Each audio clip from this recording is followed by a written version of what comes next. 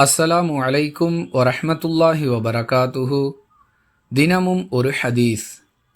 பள்ளிவாசல் கட்டப்படுவதற்கு முன்பாக ரசூலுல்லாஹி ஸல்லல்லாஹு அலைஹி வஸல்லம் அவர்கள் ஆட்டுத் தொழுவத்தில் தொழக்கூடியவர்களாக இருந்தார்கள் என அனஸ் ரதியல்லாஹு அன்ஹு அவர்கள் அறிவிக்கிறார்கள்.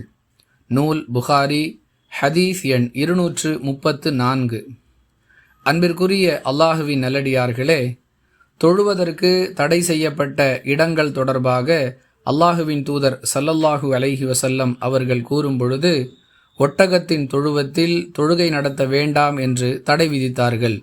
ஆட்டுத் தொழுவம் தொடர்பாக கேட்கப்பட்ட பொழுது அங்கு தொழுது கொள்ளலாம் என்று அனுமதி வழங்கினார்கள் என்ற ஹதீஸ் இந்த ஹதீஸிற்கு மேலும் வலு சேர்க்கக்கூடிய ஆதாரமாக இருக்கிறது என்பதை பார்க்கிறோம். எனவே ஆட்டுத் தொழுவத்தில் ஒருவர் தொழுவது மார்க்க ரீதியாக எந்த வகையிலும் தடுக்கப்பட்டது அல்ல. அதே நேரத்தில் அங்கு அசுத்தம் இருந்தால் அவற்றை தூய்மைப்படுத்திவிட்டு பிறகு தொழ வேண்டும் என்பதை பொதுவான வழிகாட்டுதலாக புரிந்து கொள்ள வேண்டும்.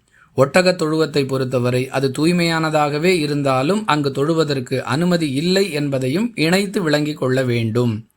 வாஹிரு தஅவானா அனில் ஹம்துலில்லாஹி ரப்பில் ஆலமீன்.